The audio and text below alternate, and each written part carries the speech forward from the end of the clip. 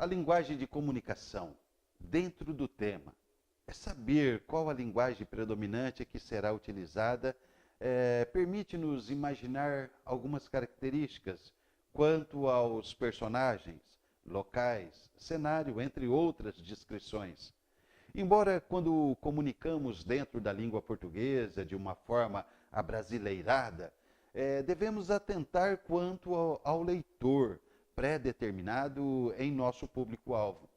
Porque quando direcionamos a uma determinada faixa de idade, temos que adequar a esse público dentro do desenvolvimento de uma narrativa, sendo, em primeiro lugar, coloquial, uma linguagem local, regional, com gírias e abreviações. Em segundo, didático, uma linguagem dentro das normas da área específica de ensinamento.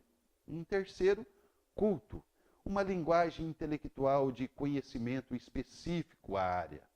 Vamos ver a particularidade de cada uma destas formas de linguagem. Sendo a primeira, o coloquial. É uma linguagem que identifica um grupo ou um conjunto de pessoas, ou mesmo hábitos ou costumes de uma nacionalidade. A linguagem coloquial, informal ou popular é uma linguagem utilizada no cotidiano em que não exige a atenção total da gramática, de modo que haja mais fluidez na comunicação oral.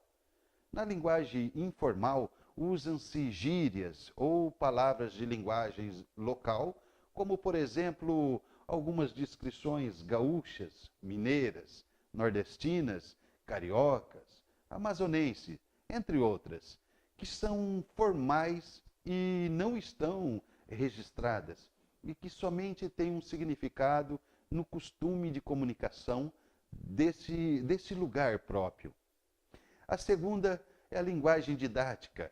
É uma linguagem que se destina, sobretudo, aos que atuam na formação de professores no ensino médio e superior.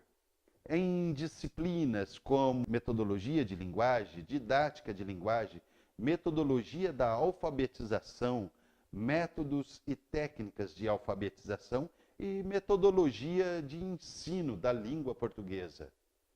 A terceira é a linguagem culta. É a linguagem que segue rigidamente as regras gramaticais, sendo o modelo culto utilizado na escrita. Essa linguagem é mais elaborada, tanto porque o falante tem mais tempo para se pronunciar de forma refletida, pelo fato de que a escrita é supervalorizada na nossa cultura. É a história do vale o que está escrito. Como, por exemplo, temos os textos advocatícios, ofícios, contratos, entre outros. Desta forma, como estamos direcionando a um público leitor em uma macro escala, as formas apresentadas em livros são direcionadas na forma coloquial, na maioria das vezes, embora alguns adotam abordagem em partes didáticas ou cultas dentro do contexto, dependendo diretamente quanto ao assunto abordado. Mas é de suma importância fazer a descrição de forma que será abordado dentro das divisões que façam sua composição para determinar os detalhes e características que fortalecerão a construção e uma história que focará dentro do seu leitor. Por isso, analise sempre a linguagem adotada para que assim não perca a essência do assunto mencionado no momento da correção ou complementação do seu texto, permitindo ao leitor compreender o enredo e ter a satisfação de uma boa leitura. Assim, escreva a sua história.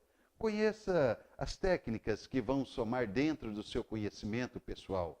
Desejo a você sucesso, criatividade sempre. Um grande abraço.